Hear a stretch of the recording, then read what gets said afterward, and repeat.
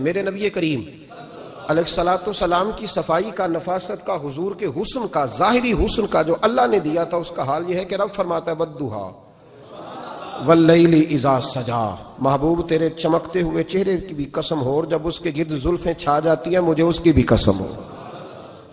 اور حضرت عبداللہ بن رواحہ نبی پاک کے صحابی ہیں، وہ فرماتے ہیں کہ حضور کوئی معجزہ نہ دکھاتے، نہ چاند توڑتے، نہ ڈوبا سورج موڑتے، نہ درختوں سے کلمہ پڑھواتے، کوئی معجزہ نہ دکھاتے، پھر بھی نبی پاک کا چہرہ اتنا خوبصورت تھا کہ لوگوں نے دیکھتے جانا تھا اور کلمہ پڑھتے جانا تھا۔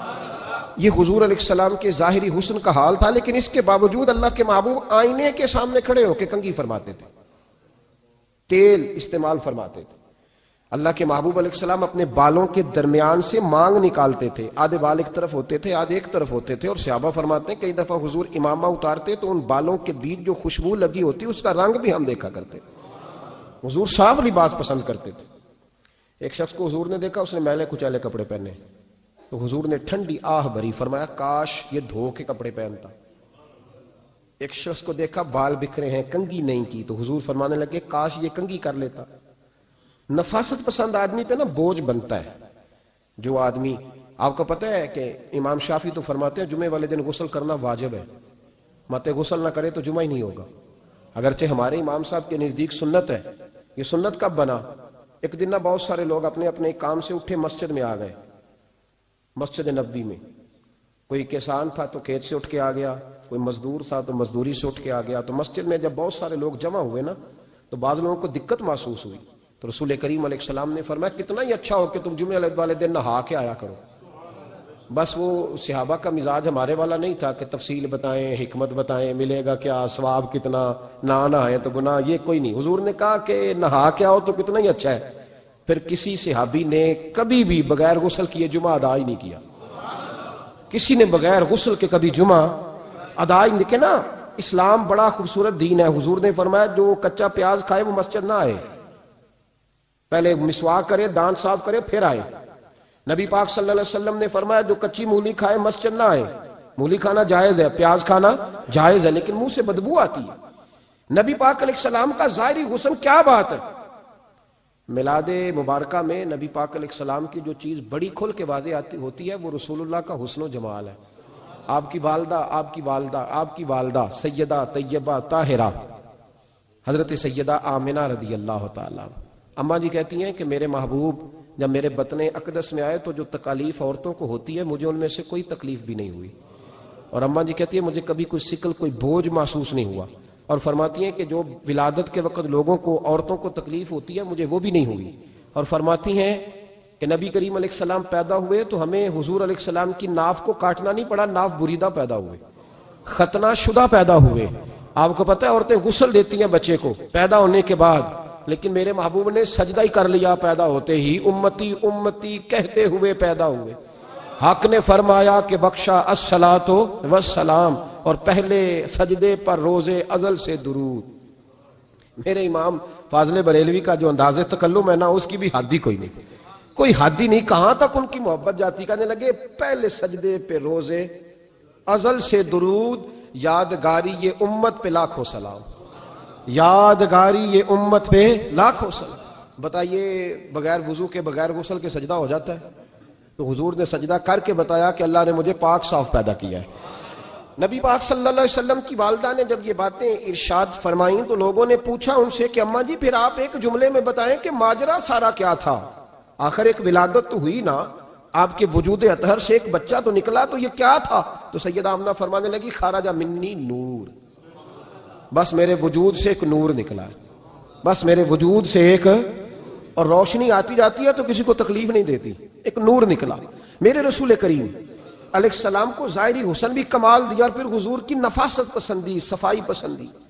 نبی پاک جب بات کرتے تھے نا تو حضور کے دانتوں سے نور نکلتا تھا، اس کے باوجود حضور ہر وضو کے لیے مسواک کرتے۔ میں نے ہر نماز کے لیے نہیں کہا، میں اپنے لفظوں کا ذمہ دار ہوں۔ کس کے لیے بولے آپ حضرات؟ ہر وضو کے لیے، یعنی اگر نبی پاک نے وضو نماز کے لیے کیا تب بھی مسواک کی، اور اگر قرآن شریف کی تلاوت کے لیے کیا تو پھر بھی مسواک کی، کسی اور موقع کے لیے وضو فرمایا تو پھر بھی مسواک کی۔ اور سیدہ عائشہ فرماتی ہے جب بھی حضور گھر سے نکلنے لگتے پہلے مسواک فرماتے۔ حالانکہ رسول پاک کے دندان اقدس تو نور والے تھے، ضرورت ہی نہیں تھی، ہماری تعلیم کے لیے نفاست پسندی. ایک بات میں نے شروع کرنی ہے پر آپ نے ناراض نہیں ہونا، پہلے وعدہ کر لیں. جڑے نہیں بولے انہوں نے کی ارادہ ہے ہو جانا ہے. چلو ہو جائے، کوئی گل نہیں، خیر ہے، ہو جائیں آپ ناراض. نبی پاک نے بڑی مونچھیں نہیں پسند کی، حضور کو اچھی نہیں لگتی تھی. ایک بات پوچھتا ہوں آپ سے، یہ درد دل ہے میرا اور صرف سمجھانے کے لیے عرض کر رہا ہوں، کوئی تنقید نہیں. اللہ تعالیٰ مجھے نیت کا وضو عطا کرے. ایک بات بتانا، اگر بہو کھانا پکا کے لائے اور سالن سے بال نکل آئے تو پھر اس کا کیا حال ہوتا ہے؟ کئی تو بوڑھے پلیٹ اٹھا کے دیوار میں مارتے ہیں، ایسا ہی ہوتا ہے نا. یہ کیا ہے؟ اور اگر کبھی روٹی سے نکل آئے تو بیوی صاحبہ کا کیا حال ہوتا ہے؟ یہ کوئی طریقہ ہے کھانا پکانے کا؟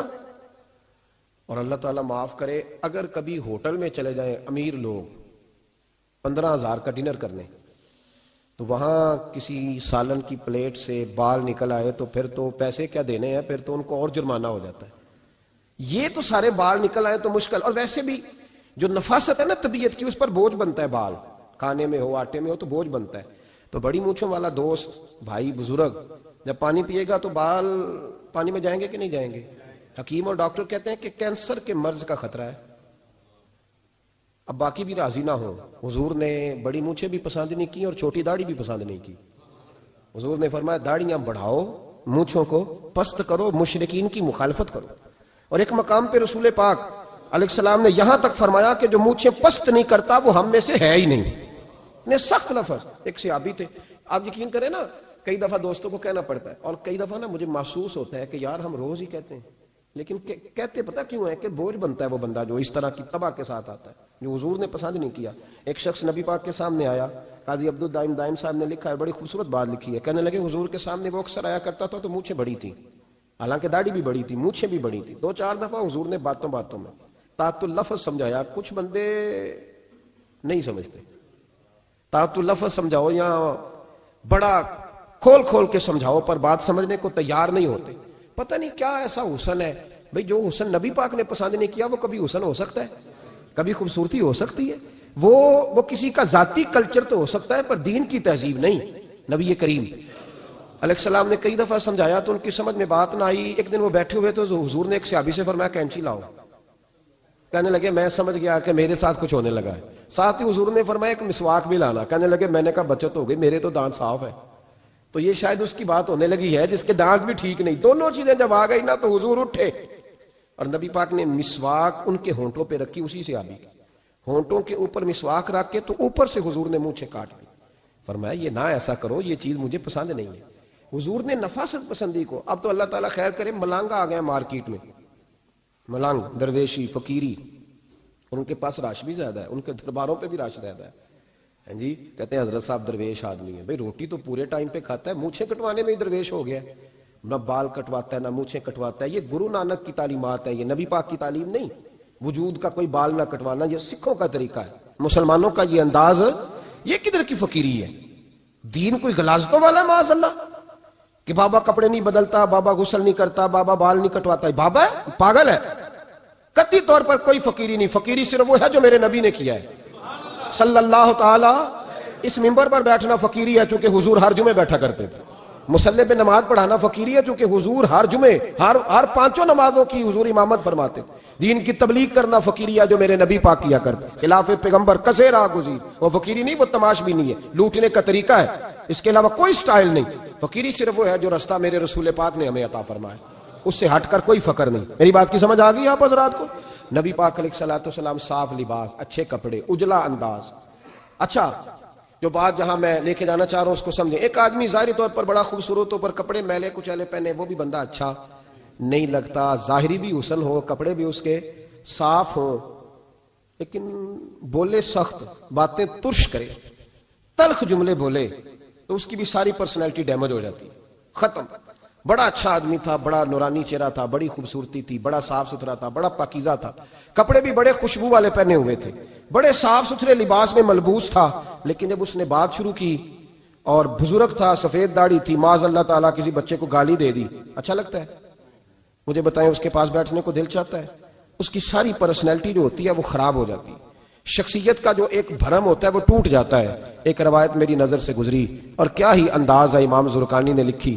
ایک صحابی ہیں حضرت ابو کرسافہ رضی اللہ تعالیٰ عنہ، حضرت ابو کرسافہ رضی اللہ تعالیٰ عنہ فرماتے میں چھوٹا تھا، میری اماں اور میری خالہ مجھے ساتھ لے گئیں. میں نے کہا کہاں جانا ہے؟ کہنے لگے آؤ نبی پاک کا کلمہ پڑھنے جانا ہے.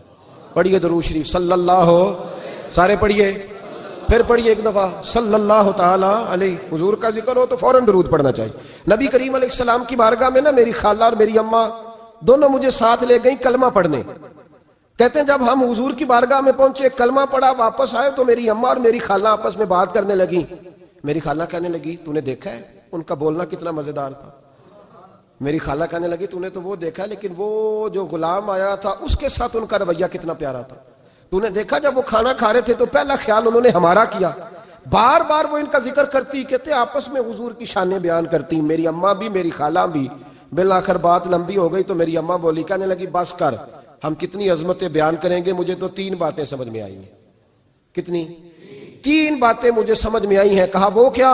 تو کہنے لگی ما رأینا مثل حاضر الرجل احسن وجہا ولا القا صوبا ولا البنا کلاما.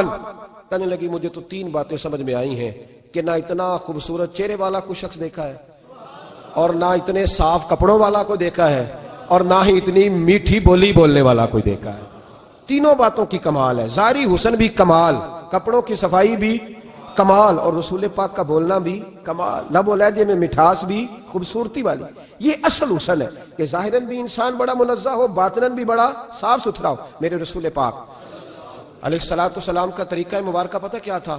حضور صلی اللہ تعالیٰ علیہ وآلہ وسلم جب مسجد میں نماز پڑھ لیتے تو حضرت جعفہ رضی اللہ تعالیٰ عنہ فرماتے، بخاری کی حدیث ہے، فرماتے ہیں میں مدینہ شریف میں آیا تو حضور نماز پڑھ لیتے تو صحابہ نبی پاک کے پاس آتے اور حضور کا دست مبارک پکڑ کے پہلے چومتے پھر چہروں پہ ملتے. پہلے چومتے پھر چہروں پر. نبی پاک کے صحابہ حضور کے قدم بھی چوما کرتے، قدموں میں جھکا کرتے تھے. یہ تو بھائی اس وقت پتہ چلتا ہے جب کسی سے پیار ہو جاتا ہے، جب کسی بندے سے.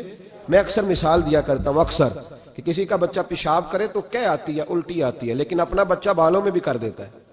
پھر کوئی کہہ نہیں آتی چونکہ اپنا ہے نا، پیار ہو گیا نا. اب وہ کیفیت جب کسی سے محبت ہو جاتی ہے نا تو کچھ چیزیں صرف سمجھنے کی نہیں، کچھ چیزیں ایسی ہوتی ہیں جو محسوس کرنے والی ہوتی. اس نے کہا تھا عشق ایک ڈھونگ ہے. میں نے کہا تجھے عشق ہو خدا کرے، پھر کوئی تجھے اس سے جدا کرے، تو اسے تسبیحوں پہ پڑھا کرے، تو اسی کا نام جپا کرے، تو گلی گلی پھرا کرے، پھر میں کہوں کہ عشق ایک ڈھونگ ہے اور تو نہیں کہا کرے. پھر میں کہوں کہ عشق ایک ڈھونگ ہے اور تو. اس نے کہا تھا عشق ایک ڈھونگ ہے تو میں نے کہا تجھے عشق ہو خدا کرے.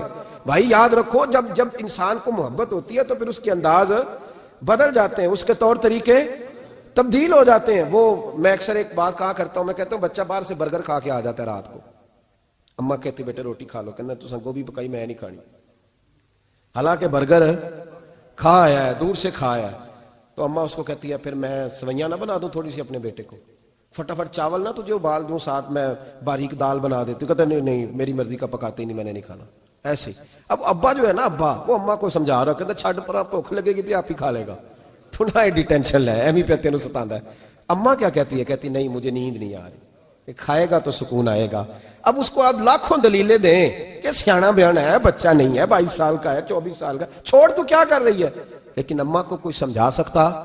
کیوں نہیں سمجھا سکتا کہ اسے اپنے بیٹے سے پیار بڑھائے. وہ کیا کرے، وہ مجبور ہے. اس کے دل کی کیفیت اس طرح کی ہے کہ کوئی دنیا کی طاقت اسے سمجھا سکتی، سوال ہی نہیں پیدا ہوتا کوئی اسے سمجھا سکے. یہ ممکن کیسے ہو، کیسے سکتا ہے؟ یہ محبت ہے. میرے رسول پاک علیہ السلام کے صحابی حضرت جعفہ فرماتے میں حضور کی بارگاہ میں آیا تو صحابہ کیا کرتے؟ نبی پاک کا دست مبارک پکڑتے، پہلے چومتے پھر چہرے پہ ملتے. بخاری ہے. فرماتے میں نے کہا یہ کیا کر رہے ہیں؟ پھر اچانک میرا بھی دل کیا ذرا کر کے تو دیکھو. کچھ چیزیں چکھنے پہ پتہ لگتا ہے کتنی مزیدار ہے. کہتے میں بھی قریب گیا، حضور کے دست مبارک میں نے ہاتھ ڈالا. فرماتے ہاتھ پکڑا ہی تھا کہ نبی پاک کا ہاتھ برف سے بھی زیادہ ٹھنڈا. فرماتے ہیں پھر میں نے پکڑ کے چہرے پہ ملا تو کستوری سے زیادہ خوشبو آ رہی تھی دست مبارک. فرماتے ہیں اب میرا چھوڑنے کو دل ہی نہیں کر رہا تھا، اب میری طبیعت نہیں مان رہی تھی. میرے نبی کریم علیہ السلام اللہ کی دلیل ہیں. ہر پاکیزگی، ہر حسن، ہر کیف اللہ نے اپنے رسول کو عطا فرمایا. دنیا کی جتنی غلاظتیں تھیں جب کوئی حضور کے قریب جاتا تھا تو ساری غلاظتیں دور ہو جاتی. کما ارسلنا فیکم رسولا منکم یتلو علیکم آیاتنا ویزکیکم. اللہ فرماتے ہیں میرے محبوب تم پر میری آیتیں پڑھیں گے اور تمہیں پاک فرما دیں گے. تمہاری ساری ناپاکیاں نبی پاک دور کر دے، ہر غلاظت تم سے دور ہٹ جائے۔ ایک صحابی ہیں حضرت شیبہ بن عثمان رضی اللہ تعالی عنہ، وہ کہتے ہیں میرے والد کو اور میرے چچا کو مسلمانوں نے احد میں قتل کر دیا تھا، میرے دل میں بڑا غصہ تھا، بڑا جلال تھا کہ کبھی مجھے موقع ملے تو میں بدلہ لوں گا۔ کہتے ہیں فتح مکہ کے بعد نبی پاک علیہ السلام حوازن کی جنگ کے لیے نکلے، مجھے پتا چلا حضور جا رہے ہیں، تو میرے اندر شعلے بھڑک رہے تھے انتقام کے۔ روز میں منصوبہ بندی کرتا، پلاننگ کرتا کہ کسی طریقے سے میں ان تک پہنچوں گا اور بدلہ لوں گا۔ کہتے ہیں نبی کریم علیہ السلام نا حوازن کے لیے پہنچ چکے تھے، فرماتے میں بھی جنگ میں جا کے شریک ہو گیا، اور میں نے طریقہ اس طرح کا اختیار کیا کہ کسی طریقے میں حضور تک پہنچ جاؤں۔ سمجھ آ رہی ہے میری بات کی؟ نبی کریم علیہ السلام تک کسی طریقے پہنچ جاؤں۔ فرماتے ہیں لڑتے لڑتے، لڑائی کے دو طریقے ہوتے تھے، کبھی تو ایسے ہوتا تھا کہ ایک دو آدمی مل کے آپس میں لڑتے تھے، پھر گمسان کا رن پڑتا تھا، گھمبیر ہو جاتی تھی جنگ، سمجھ نہیں آتی تھی تیر کہاں سے آیا، نیزہ کہاں سے آیا۔ فرماتے جب گمسان کا رن پڑا نا، مجھے موقع مل گیا، میں حضور کے قریب پہنچ گیا۔ حضرت شیبہ بن عثمان رضی اللہ تعالیٰ عنہ کہتے جب میں پہنچ گیا تو میں نے نا دیکھا کہ اب حضور کے قریب لوگ نہیں ہیں۔ فرماتے میں نے نا فوراً تلوار اٹھائی، تلوار اٹھا کے میں حضور کو معاذ اللہ شہید کرنے ہی لگا تھا کہ ایک نور چمکا حضور کے سامنے۔ پڑھیے درود صلی اللہ علیہ وسلم۔ کہتے ایک نور چمکا، اتنی تیزی تھی اس نور میں کہ میری آنکھیں بند ہو گئی، میرے ہاتھ سے تلوار گر گئی، آنکھیں چندھیا گئی میری۔ فرماتے تلوار میرے ہاتھ سے چھوٹ گئی۔ اب جب وہ روشنی مدم ہوئی نا تو میں نے دیکھا نبی پاک سامنے کھڑے مسکرا رہے ہیں۔ میں نے کر دیا، آپ نے سن لی، ذرا دیکھو تو صحیح، جو تلوار لہرائے اسے دیکھ کے بھی کبھی کو مسکرایا ہے؟ جس نے تلوار نہیں لہرا دی، جو شہید کرنے ہی لگا تھا، پہنچ گیا تھا۔ لیکن یہ اخلاق میرے رسول پاک کا ہے صلی اللہ اعلیٰ حضرت فاضل بریلوی کا ایک شعر میں نے پڑھا۔ کئی کچھ چیزیں ایسی ہوتی ہیں جو بس نا وہ آتی تو سامنے ہیں، لیکن وہ اتنا لطف دے جاتی ہیں کہ ٹھنڈا ہو جاتا ہے مزاج۔ رات کو میں شعر پڑھ رہا تھا اعلیٰ حضرت کا فاضل بریلوی رحمت، اور میں نے شعر پڑھا تو مجھے اچھا لگا سنانا۔ ایک دوست کو میں نے فون کیا، میں نے کہا یار ذرا شعر تو سن لے، یہ پہلی دفعہ نظر سے گزرا ہے، ابھی سیدھا سادہ لیکن روح تک اتر گیا۔ اعلیٰ حضرت فرمانے لگے نبی پاک کے بارے میں، فرمانے لگے سیدھی سیدھی روش پر کروڑوں درود، سیدھی سیدھی روش پر، بالکل سیدھی ہے حضور کی باتیں، کسی پیچیدگی کی ضرورت نہیں۔ کہنے لگے سیدھی سیدھی روش پر کروڑوں درود، سادی سادی طبیعت پہ لاکھوں سلام، سادی سادی طبیعت پہ سیدھی سیدھی روش پر کروڑوں درود، اور سادی سادی طبیعت پہ لاکھوں سلام۔ میرے نبی کریم صلی اللہ علیہ وسلم مجھے دیکھ کے مسکرائے، اور فرمایا جب حضور مسکرائے نا تو میں نبی کریم علیہ السلام کو دیکھ کے حیران ہوا کہ میں نے تلوار تانی تھی اور حضور نے مسکرانا شروع کیا۔ فرماتے اب حضور نے مجھے بلایا، آواز کے ساتھ نہیں بلایا، حضور نے اشارہ کیا یوں کر کے، فرمایا ادھر آؤ نا۔ فرماتے مجھے اب یہ بھی سمجھ نہیں آئی کہ کس نے مجھے اٹھا کے حضور کے قریب کر دیا۔ فرماتے میں نبی کریم کے قریب گیا تو حضور نے میرے دل پر 3 تھپکیاں دی۔ ایک تھپڑ ہوتا ہے، ایک تھپکی ہوتی ہے، پتہ ہے نا فرق کا؟ ایک تھپڑ کو مارے تو جلال آتا ہے اور تھپکی دے تو پیار آتا ہے۔ کہتے ہیں حضور نے 3 تھپکیاں دی اور دی بھی میرے دل پر، ایک پھر 2 پھر 3۔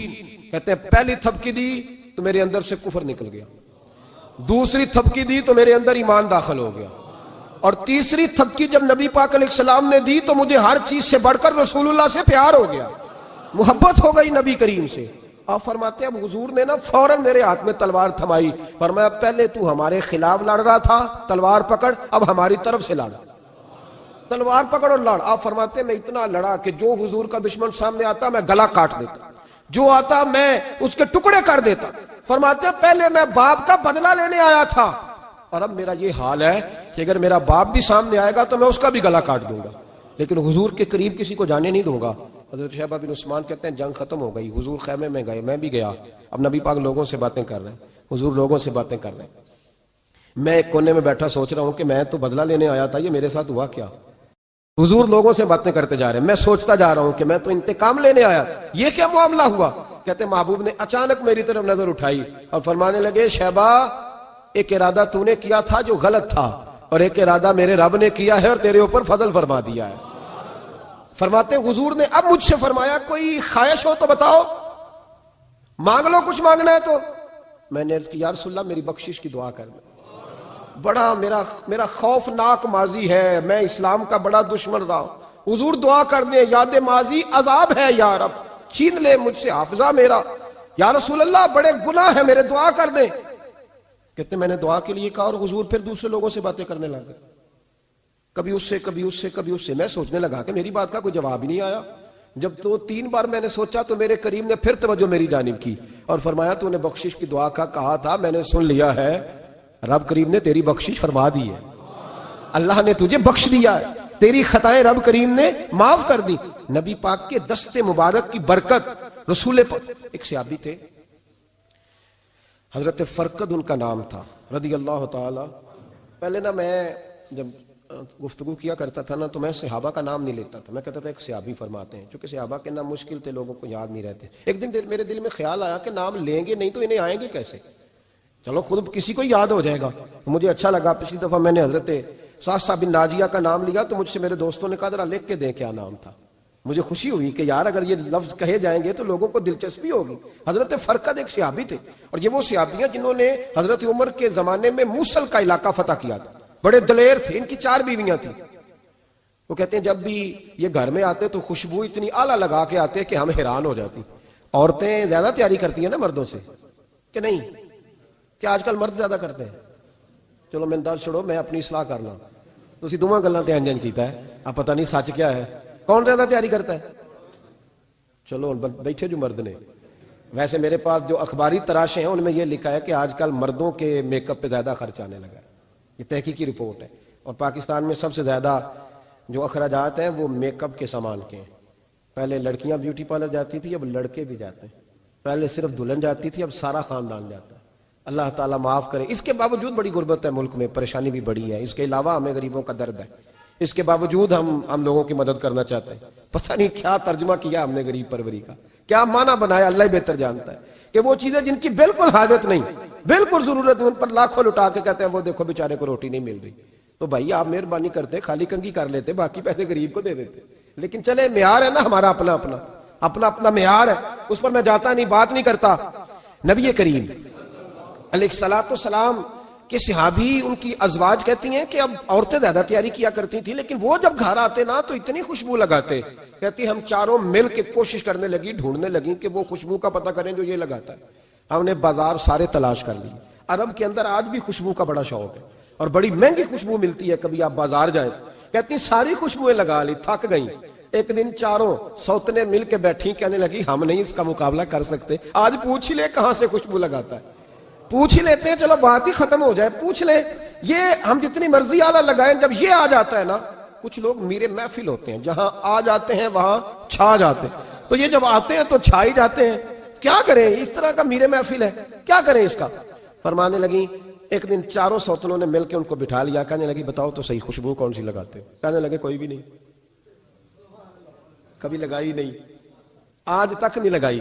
تو کہتے ہیں بیویاں کہنے لگی صحابہ تو غلط بیانی نہیں کرتے، پر آپ کیا بات کر رہے ہیں، یہ کیسے ہو سکتا ہے کہ آپ آتے ہیں تو ہم حیران ہو جاتی ہیں۔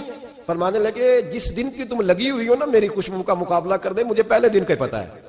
تو میں نے کہا چلو زور لگا ہی لیں، دیکھ ہی لیتے ہیں کہاں تک بات جاتی ہے تمہارے پاس جتنا زور لگا لو۔ بہرحال میں اللہ کی قسم اٹھا کے کہتا ہوں کبھی نہیں لگائی۔ تو بیویاں کہنے لگی پھر بتا تو صحیح، تو ایک دلیر آدمی ہے، اور جو دلیر لوگ ہوتے ہیں وہ خوشبوؤں کے اور کپڑوں کے اور ان چیزوں میں زیادہ وقت نہیں لگاتے، ان کے تو مشن اور طرح کے ہوتے ہیں۔ آپ تو مجاہد قسم کے آدمی ہیں، پر ہر وقت خوشبو آتی ہے۔ تو حضرت فرقد رو پڑے، کہنے لگے بیمار ہو گیا تھا، لاچار ہو گیا، حکیموں طبیبوں نے انکار کر دیا، وجود پر میرے آبلے نکل آئے، پھنسیاں بن گئی، ان میں پیپ بھر گئی، بیٹھ نہیں سکتا تھا، اٹھ نہیں سکتا۔ جب تھک گیا نا تو دروازہ رسول پہ چلا گیا، جب تھک گیا طبیبوں کا، تھکایا ستایا حضور کی بارگاہ میں، کہا محبوبہ دیکھے تو صحیح میرا کیا حال ہے۔ حضور ذرا دیکھ کے، چل نہیں سکتا، سو نہیں سکتا، بیٹھ نہیں سکتا، تیرے علاوہ غم کسے بتاؤں؟ کہتے ہیں حضور نے فرمایا 70 ڈھانپ لے، باقی سارے کپڑے اتار دے۔ 70 ڈھانپ لے، کہتے ہیں ٹخنوں سے لے کر ناف تک میں نے 70 ڈھانپ لی، باقی سارے کپڑے اتارے۔ حضور کیا کریں گے؟ فرماتے ہیں نبی پاک نے دست مبارک اٹھایا، برف سے ٹھنڈا، کستوری سے زیادہ مہکنے والا، فرماتے ہیں پورے وجود پر میرے حضور نے دست مبارک ایک دفعہ لگا دیا، اب جدھر جدھر سے گزرتا ہوں ساری دنیا خوشبو سے بھر جاتی ہے۔ یہ نبی پاک کا دیا ہوا نور ہے، یہ حضور کی عطا کردہ شفا ہے، یہ رسول پاک کے حسن کی خیرات ہے۔ ایک شاعر نے ایک فکرہ کا کمال کر دی، کہنے لگا ظلمت کو ان کے نور نے کافور کر دیا، جس پر پڑی نظر اسے بھی نور کر دیا۔ رسول پاک علیہ السلام کے دست خیر میں وہ برکات تھیں۔ حسن کی دو قسمیں ہوتی ہیں، ایک حسن ہوتا ہے ملمہ سازی والا، بیوٹی پارلر والا، ایک حسن ہوتا ہے باطن کا۔ بچے پتہ کیوں خوبصورت ہوتے ہیں؟ اس پر علماء مناطق نے بحث کی ہے، محدثین نے لکھا ہے۔ بچہ گدھے کا بھی ہو تو پیارا لگتا ہے، چھوٹا بچہ اگر اس کا رنگ بہت گورا نہ بھی ہونا، صرف چھوٹا ہو، وہ پیارا لگتا ہے، اس میں ایک جاذبیت ہوتی ہے۔ اس پر ہمارے مفسرین نے، محدثین نے، علماء مناطق نے ایک بحث کی ہے۔ وہ کہتے ہیں اصل بات یہ ہے کہ بچے جھوٹ نہیں بولتے، بددیانتی نہیں کرتے، دھوکہ نہیں کرتے۔ یہ جو اندر کی عیاریاں ہوتی ہیں نا، چہرہ بھی خطرناک کر دیتی ہیں، اور جب اندر حسن ہوتا ہے تو باہر بھی حسن ہی ہوتا ہے۔ بچے میں کوئی مکاری عیاری نہیں ہوتی، فساد نہیں ہوتا، نیت میں فطور نہیں ہوتا، کسی کو لوٹنے کا ارادہ نہیں، کسی کو شیشے میں اتارنے کا پروگرام نہیں بتاتا۔ بچہ چرب زبان نہیں ہوتا، اس کو طریقہ نہیں ہوتا، وہ لوگوں کو قائل کرنے کے ہر وقت دوڑتا نہیں، الٹی سیدھی گیمیں نہیں چلاتا، کیونکہ اندر حسن ہوتا ہے تو وہ حسن اس کے چہرے پر معصومیت بن کے آتا ہے۔ سمجھ آ رہی ہے میری بات کی؟ اس کی دلیل میرے رسول پاک علیہ السلام نے بخاری میں فرمایا اللہ کا ولی وہ ہے جس کا چہرہ دیکھو تو اللہ یاد آ جائے۔ اب یہاں یہ نہیں فرمایا گورا چٹا ہو، خوبصورت ہو، بس اس کے چہرے میں معصومیت ہوتی ہے، وہ سچا ہوتا ہے، وہ کھرا ہوتا ہے، اس کا حسن چہرے پہ آتا ہے۔ میرے رسول کریم علیہ السلام کا جو حسن تھا نا، وہ اندر کی صداقت کی روشنی تھی، وہ اندر کے کیف کا نور تھا جو حضور کے چہرے پر عیاں ہوتا تھا۔ اس لیے نبی پاک کا چہرہ جو تھا وہ آنکھیں چدھیاتا نہیں تھا، بلکہ آنکھوں کو اچھا لگتا تھا۔ شاہ عبد الرحیم صاحب محدث دہلوی شاہ ولی اللہ صاحب کے والد ہیں، اور ہمارے بر صغیر پاک و ہند میں جتنے بھی مسالک ہیں یہ سارے شاہ ولی اللہ صاحب کے شاگرد بنتے ہیں۔ وہ کہتے ہیں میرے ابا جی نے خواب دیکھا اور خواب میں انہیں رسول اللہ کا دیدار نصیب ہوا۔ تو نبی کریم علیہ السلام کی بارگاہ میں شاہ ولی اللہ صاحب کے ابا جی کہنے لگے حضور ایک بات بڑی اڑ گئی ہے میرے دل میں، بڑی، تو کتابوں سے جواب نہیں ملا، آج رب کریم نے موقع دیا ہے اس سوال کا جواب۔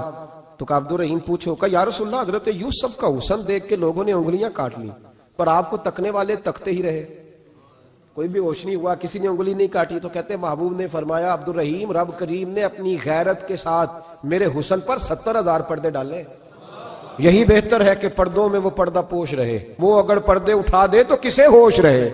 فرمایا 70,000 پردوں میں چھپا ہوا حسن ہے، ورنہ کسی کی طاقت تھی کوئی بات کر سکتا، جرت تھی کسی شخص کی؟ میرے حبیب پاک سید عالم حضرت عبداللہ ابن سلام رضی اللہ تعالیٰ عنہ اہل یہود کے بڑے عالم تھے۔ فرماتے ہیں میں تورات زبور انجیل کا جاننے والا تھا۔ جس دن حضور مدینہ طیبہ ایک قصوہ نامی اونٹنی پر بیٹھے تھے، میں حضور سے مناظرہ کرنے، بحث کرنے آیا، میرے ساتھ میرے شاگرد تھے، ارادہ تھا بحث کروں گا، نبی پاک کو بڑے معاذ اللہ کڑوے کڑوے سوال کروں گا۔ کہتے ہیں حضور بیٹھے تھے قصوہ نامی اونٹنی پہ اور گردن مبارک جھکی ہوئی، ہونٹوں پر حضور کے زیر لب ہلکی سی مسکراہٹ تھی۔ نبی پاک تھوڑا بولتے تھے پر جتنا بولتے تھے وہ دلوں میں اترتا جاتا تھا۔ فرماتے ہیں میں جب گیا نا، میرے شاگرد ساتھ تھے، مناظرہ کرنے گیا، مناظرہ، شاگرد ساتھ تھے۔ فرماتے ہیں میں بڑے سوالات تیار کر کے گیا، پر حضور گھوڑے پہ بیٹھے تھے۔ دو باتیں میں نے سنی، حضور نے فرمایا رشتہ داروں سے اچھا سلوک کرو، اپنے غلاموں کا خیال کرو۔ کہتے ہیں وہ شاگرد مجھے دھکے دینے لگے، کہنے لگے چلو استاد جی آگے ہو، کرو سوال، چلو نا آگے بڑھو نا آگے۔ یہ کئی دفعہ نعرے لگانے والے بھی مروا دیتے ہیں نا، چلو نا چلو آگے، چلو بڑھو آگے، کرو بات، آؤ نا۔ کہتے ہیں میں ذرا آگے بڑھا، دھکا دیا انہوں نے۔ فرماتے ہیں میں آگے بڑھا اور میں نے قریب محبوب کے قریب جا کے کہا حضور مجھے کلمہ پڑھا دے، میں مسلمان ہونے آیا ہوں۔ یعنی عام آدمی تو قائل ہو جاتا ہے عالم اور تورات زبور انجیل کا جاننے والا، حضور کلمہ پڑھائیں۔ کہتے ہیں میں واپس آیا نا کلمہ پڑھ کے، تو شاگرد کہنے لگے استاد جی آپ تو مناظرہ کرنے آئے تھے، یہ کیا ہوا؟ تو یہ لفظ ہے حضرت عبداللہ ابن سلام کے، فرمانے لگے تم نے نبی پاک کا چہرہ نہیں دیکھا، ان کی آنکھوں کی روشنی نہیں دیکھی، تم نے چہرے کی معصومیت نہیں دیکھی، لب و لہجے کا وقار نہیں دیکھا؟ کتنے دنوں کے تھکے ماندے آج وہ مدینے پہنچے، پر ان کے لب و لہجے میں کوئی اکتاہٹ، کوئی تھکاوٹ، کوئی لفظوں میں جھول تم نے دیکھا ہے؟ فرمانے لگے جس کا اس طرح کا چہرہ ہوتا ہے وہ جھوٹا نہیں سچا ہوا کرتا ہے۔ میرے نبی پاک علیہ السلام کے غلام حضرت عارف بن عبداللہ رضی اللہ تعالیٰ عنہ فرماتے ہیں کلمہ پڑھنے سے پہلے ایک دفعہ ہمارا سارا قبیلہ تجارت کے لیے نکلا تھا، اور اس وقت منظر یہ ہوتا تھا کہ ہم اپنی عورتوں کو بھی ساتھ لے جاتے تھے، 6 مہینے سفر کرنا ہوتا تھا، اونٹ گھوڑے ہم بیچا کرتے تھے، عورتیں بھی ساتھ رہتی، کھاتے بھی پکاتے بھی۔ کہتے ہیں ایک سفر سے ہم واپس آ رہے تھے تو مدینے کے باہر صحرا میں ہم نے پڑاؤ کیا، اکیلے رسول پاک صلی اللہ ہو، پھر ایک دفعہ پڑھیے گا ایک دفعہ پھر کہیے گا صلی اللہ تعالی علیہ وسلم. کہتے ہیں نبی پاک تنے تنہا اکیلے حضور نہ سیر کرتے کرتے کرتے کرتے ہمارے قافلے کے پاس سے گزرے, خیمے لگے تھے, پڑاؤ کیا, محبوب تشریف لے آئے. کہتے ہیں حضور سید عالم صلی اللہ تعالی وسلم تشریف لائے. کوئی قبیلے میں سے قافلے میں سے حضور کو جانتا نہیں تھا. ایک سرخ رنگ کا اونٹ تھا ہمارے سردار کا جو بکنے سے رہ گیا تھا, بڑا خوبصورت. کہتے ہیں نبی پاک کو پسند آ گیا. حضور پوچھنے لگے تم کون ہو؟ کہا جی مسافر ہے. کہاں سے آئے ہو؟ فلاں جگہ سے آئے ہیں. کس لیے آئے ہو؟ ہم تجارت کی غرض سے نکلے. اونٹ بیچو گے؟ بیچنا ہے. کتنے کا سودا طے ہوا؟ اس نے کہا اتنے لینے, حضور نے کہا اتنے دینے ہیں. بات طے ہو گئی. کہتے ہیں لگام حضور نے پکڑی اور فرمانے لگے وہ سامنے میرا شہر ہے جس کا نام مدینہ, وہ میرا شہر ہے. میں ابھی مدینے جاتا ہوں, اپنے غلام کو بھیجتا ہوں اور تمہیں آ کے نہ قیمت دے جاتا ہے. محبوب گھوڑے کی لگام تھا, اونٹ کی لگام تھا, میں نکیل تھا, میں اونٹ تھا سرخ رنگ کا. حضور لے کے جب نکلے نا, تھوڑا سا چند قدم آگے گئے تو ان میں سے ایک شخص بولا, کہنے لگا سردار اب سیانے لوگ ہیں, سمجھدار ہیں. اس شخص کا نام پوچھا آپ نے, قبیلہ پوچھا ہے, ایڈریس کا پتہ ہے, پتہ ہے کہاں رہتا ہے, اتنا قیمتی اونٹ دے دیا. سردار بھی کہنے لگا, سارے کہنے لگے یار ان کی باتوں میں اتنی لذت تھی, ان کے گفتار و رفتار اتنی باوقار تھی, مزیدار تھی کہ ہوش ہی کوئی نہیں رہا. بھئی ہم پرانے تاجر ہیں, کبھی اس طرح کا سودا کیا ہی نہیں جس طرح کا آج ہو گیا. اوہو واقعی کچھ نہیں یاد رہا, کوئی سمجھ نہیں آئی. وہ ابھی نظر آ رہے, ایک آدمی دوڑ کے جاؤ, دوڑ کے اور جا کر کے نا ان سے کہو, بڑی جائز بات ہے, وہ ناراض بھی نہیں ہوں گے. ان سے ایک شخص کہو کہ بھئی اونٹ دے جاؤ, پیسے لے آنا اور اپنا مال لے جانا, دوڑ کے جاؤ. ایک شخص دوڑنے لگا تو سردار کی بیوی خیمے کے اندر تھی, پردے کے پیچھے سے بولی, کہنے لگی خبردار کوئی پیچھے نہ جائے, اگر پیسے مل گئے تو ٹھیک ہے, نہ ملے تو میں دے دوں گی, کوئی پیچھے نہ, کوئی نہ جائے پیچھے. سردار کہنے لگا تو جانتی ہے؟ کہنے لگی نہیں. کہا گارنٹی کیوں دے رہی ہے؟ تو کہنے لگی تم نے ان کا چہرہ نہیں دیکھا, تم تو سودے کر رہے تھے, میں پردے کے پیچھے سے دیکھ رہی تھی. پیر مہر علی شاہ صاحب کو کسی نے کہا تھا نبی پاک کا حلیہ بیان کریں, بتائیں حضور کے کان مبارک کیسے تھے, آنکھیں کیسی تھی, ناک مبارک کیسی تھی, بینی مبارک کیسی تھی. تو پیر مہر علی شاہ صاحب کہنے لگے کوئی مثل نہیں ڈھولن دی. کہنے لگے مجھ سے نہیں بیان ہوتا حضور کا حلیہ, کوئی مثل نہیں ڈھولن دی. تو چپ کر مہر علی, ایتھے جا نہیں ہوں بولن دی, بس کر, تو بیان کر سکتا ہے اتنی طاقت. اعلیٰ حضرت نے کہا لم یاتی نذیر کفی ناظرن مثلے تو نشد, پیدا جانا. کہا حضور مثال تو تب آپ کی بنے گی نا, کوئی آپ کی طرح کا پیدا تو ہوگا, تبھی مثال بنے گی, تو جب ہوا ہی نہیں تو مثال کیسے بنے گی. کہنے لگی کوئی نہ جائے, نہ پیسے آئے تو میں دے دوں گی. میں تو پردے کے پیچھے سے دیکھ رہی تھی, ان کے چہرے کا وقار دیکھا, ان کی آنکھوں کی روشنی دیکھی, ان کے لفظوں کا حسن دیکھا. تم 50 باتیں کرتے تھے, وہ ایک جواب دیتے تھے اور گنے چنے لفظ بولتے تھے. ان کی سادگی کا وقار دیکھا. جانے دو, نہ پیسے آئے تو میں دوں گی. کہتے ہیں حضور گئے, تھوڑی دیر کے بعد ایک کالے رنگ کا حبشی غلام آیا, پیسے بھی پکڑے اور اپنی چادر میں نا کھجورے باندھ کے تو پیچھے ڈالی ہوئی, اور دیہاتی لوگ پیچھے نہیں ڈال لیتے, کھجورے ڈال کے پیچھے. کہتے ہیں وہ آئے اور ان کے آنے کا انداز بھی بڑا نرالا تھا. کہتے ہیں وہ جھومتے جھومتے اللہ کا ذکر کرتے, اللہ الصمد کرتے پہنچ گئے اور آگے کہنے لگے تم سے میرے نبی نے اونٹ خریدا ہے؟ تم سے؟ کہا ہم سے خریدا ہے. کہنے لگے یہ تمہارے پیسے, اور پھر چادر کھول کے صحرا پہ بچھا دی. کہنے لگے یہ تمہارے پیسے اور کھجورے کھاؤ, میرے نبی نے تحفہ بھیجا ہے, کھاؤ حضور نے تحفہ بھیجا ہے. تو وہ سردار کی بیوی اوٹ ہٹا کے کہنے لگی اور کالے رنگ کے حبشی غلام انہیں کھجوریں کھلا, اور مجھے اس عزت والی ماں کا نام بتا جس کے گھر میں ایسا لال پیدا ہوا, انہیں کھجوریں کھلا, اور مجھے اس عظمت والے باپ کا نام بتا جس کے گھر میں ایسا پھول کھلا ہے, وہ قبیلہ تو بتا تو صحیح, وہ کون تھے. 2 گھڑیاں رکے ہیں پر خوشبو ہی پھیل گئی ہے, رنگ ہی بدل گیا, تار کوئی مثل نہ ڈھولن دی. تو چپ کر مہر علی, ایتھے جا نہیں ہوں بولن دی. حضرت طارق بن عبداللہ کہتے ہیں جناب بلال فرمانے لگے وہی تو اللہ کے آخری رسول ہے, وہی تو خاتم المرسلین ہے, وہی تو ہے جنہیں اللہ نے ساری انسانیت کے لیے نمونہ عمل بنایا. کہتے ہیں ہم اونٹ بیچنے گئے تھے پر سارے کا سارا قبیلہ ہی مسلمان ہو گیا. نبی پاک کی حضور کے ظاہری حسن کے تذکرے ہماری اولادوں کو آنے چاہیے. ایک شعر مرحوم اعظم چشتی نے کہا تھا, کمال کر دی. کہنے لگے سمجھا نہیں ہنوز میرا عشق بے ثبات, تو کائنات حسن ہے یا حسن کائنات؟ میں آج تک سمجھ نہیں سکا. سمجھا نہیں ہنوز میرا عشق بے ثبات, تو کائنات حسن ہے یا حسن کائنات. بھائیو وہ سارے طریقے اپناؤ جو رسول پاک نے عطا فرمائے. حسن بھی نبی پاک کے طریقوں میں ہے, پاکیزگی بھی نبی پاک کے طریقوں میں ہے, بقا بھی حضور کے، اور جو چاہتا ہے نا دنیا میں سب سے خوبصورت بن جائے، نظر آئے اور اس کی خوشبو سے لوگوں کے دل ٹھنڈے ہوں، وہی طریقہ اپنائے جو میرے نبی نے عطا کیا ہے۔ آخر دعوانا ان الحمدللہ رب العالمین۔